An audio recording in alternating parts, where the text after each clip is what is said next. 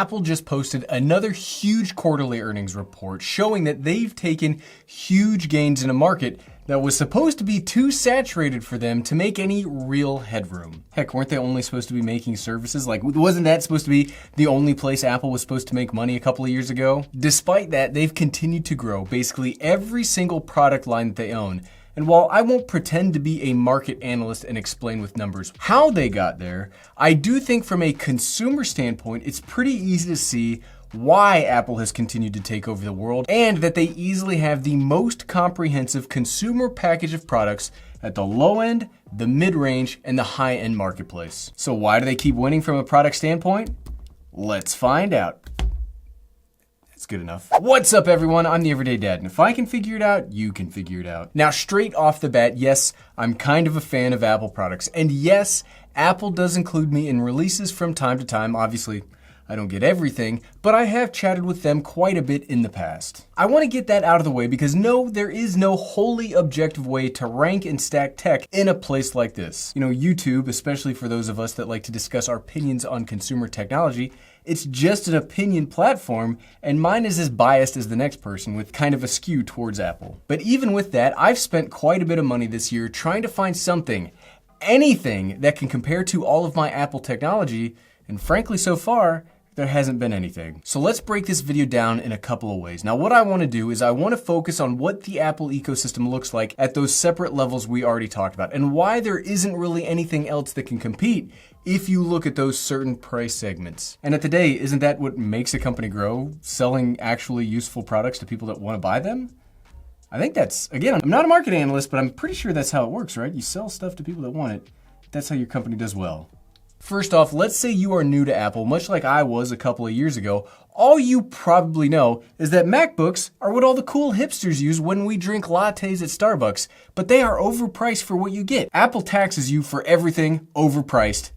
Well, angry straw man Gary, that's not exactly true. Here in the total budget arena, when we look at the low end, there are some significant advantages going with Apple instead of going with I don't want to say more traditional, but I think most of us grew up with PCs. So I'm going to say traditional here, even though that's not exactly what I mean, but we all kind of did it. We all kind of grew up there. So there are some advantages in going Apple instead of a more traditional computer system. At the budget level, we've got probably the best value devices on the market, period. Now, I will caveat that by saying budget in this realm will mean anything under $600. Yes, that's a totally arbitrary number, but from my perspective, when it comes to cutting edge technology, $600 and below, I would consider that to be budget. So in the Apple ecosystem, you can buy several things for under $600. You can get a brand new iPad Air, which has the most cutting edge mobile processor Apple currently makes, the A14.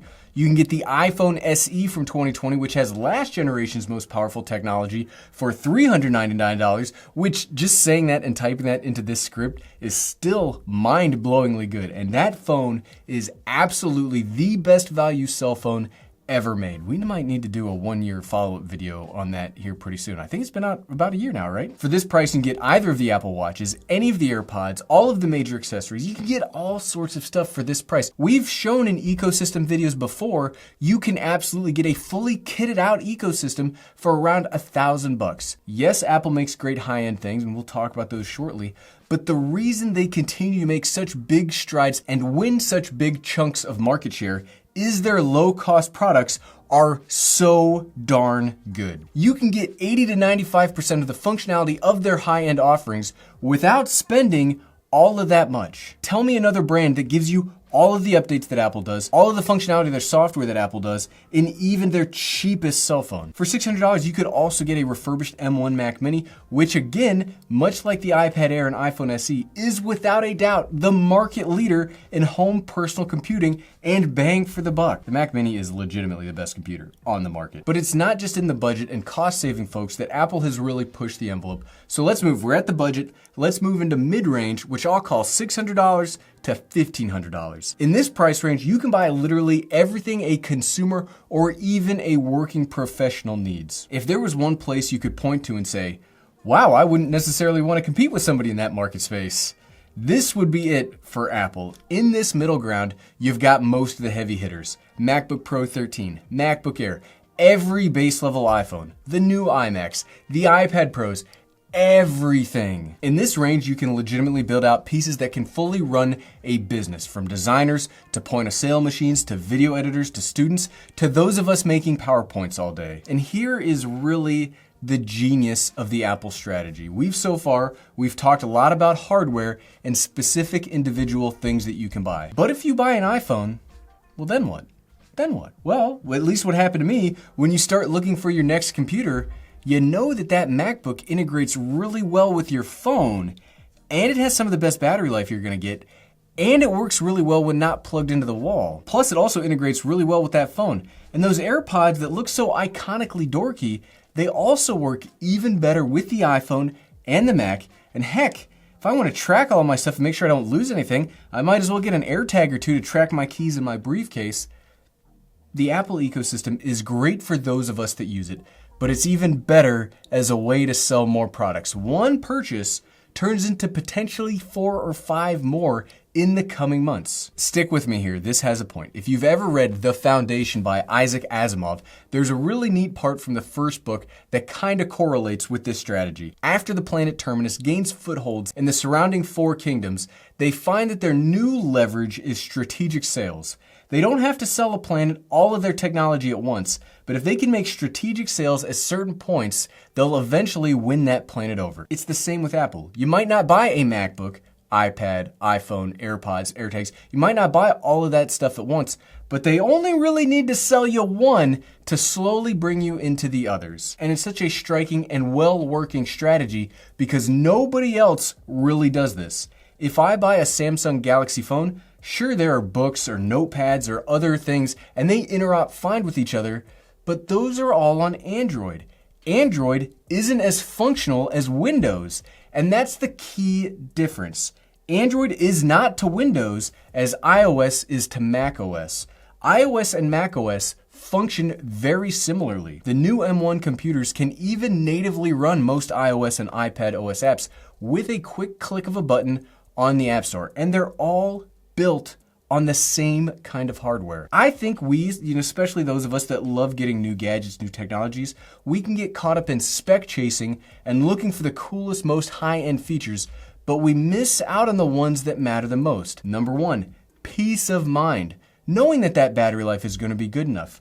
Or number 2, knowing that the apps are going to function no matter what I buy because it's all built on the exact same version of the exact same operating system. It's a system designed to be easier for the consumer, for the developer, for everybody just has an easier time getting into it, and that they have some of the best individual devices on the market, that kind of helps too. Each individual item in the ecosystem is one of the best that you can get. But when you stack them all together like Voltron, look at what Voltron could do. He had a blazing sword. Okay, we've talked low end, we've talked mid-range. Let's get to the high end, that level that power users need. Now we're talking $1,500 and up. Okay, if Apple currently has an Achilles heel, in my opinion, it's in the high end. Sure, they've got the MacBook Pro 16 that can be spec'd out way to the stratosphere of more expensive than my motorcycle. They also have the Mac Pro, which is oddly enough able to be upgraded and customized so much after the fact, which is pretty rare in the Apple world. But what they are really missing at the high end, and yes, I'm talking computers, because even their highest end phones wouldn't really make it this high, is multi-core competition with something like a Ryzen Threadripper PC build, or even the higher end GPU options. Plus, if you're gaming, Apple really isn't going to be doing much for you there. That's not to say the high end isn't a place where Apple plays or is dominant. It's just a weaker aspect of their product line because you can get so much more for so much less elsewhere. Even in their own mid-range systems are really competing with their high-end stuff anymore. The higher end probably has higher margins, but not necessarily nearly as much throughput to make up for the absolute domination that Apple has in the low and middle ground. And as we go forward with this M1 transformation that Apple's going through, I'm sure the high end will start to get some of that functionality too. And to put my money where my mouth is, because it is easy to be skeptical when you see YouTubers talk about technology, I personally use both Apple and Windows on a daily basis. But I only really use Windows for specific work applications that I have to do on my work-provided computer, which, if only I could use those applications on Mac, it would be way faster and much more efficient, but unfortunately my work doesn't work like that. And when I play WoW, I like to use my gaming Windows laptop. But for this YouTube channel and my personal business stuff, I'm all Mac all the time. I have the iPhone 12 Pro Max as my phone, AirPods Pro for headphones, Mac Mini is my main computer, and I use the MacBook Air for anything else when I'm not in my house. And I love this computer and we're like this team. And the cool thing about all of this is easily the best set of consumer technology that I've ever owned. And like I said, one purchase, like 3 or 4 years ago, leads to so many more purchases over the lifetime. But at the end of the day, so what, right? Like, why does any of this even matter? Gary, why did you even make this video? Well, honestly, I see an awful lot of Apple hate on the internet. And yeah, I mean, sure, nothing is perfect. I think it's good to every now and again take a good hard look at what the different personal computing companies really offer. Everything in life waxes and wanes. Apple is currently a very strong and dominant force in basically every aspect of consumer technology, from phones to home tech to watches to computers to tablets. They have extremely compelling options on their own and a totally unique, best-in-class system when paired together. That's not to say someone won't come out and dethrone them in the future, but as tech gets more and more hyper-specialized and it's harder and harder to break into markets or the risks of failure become catastrophic, we might see less competition in the future, which is a bad thing for all of us. And I'm a pretty big fan of Apple products as they exist today, which is why I make so many videos about them, and I hope for continued advancements from all of these consumer tech companies in the future. But what do you think? Who is currently winning in this space in your opinion, and who might be postured to win in the future?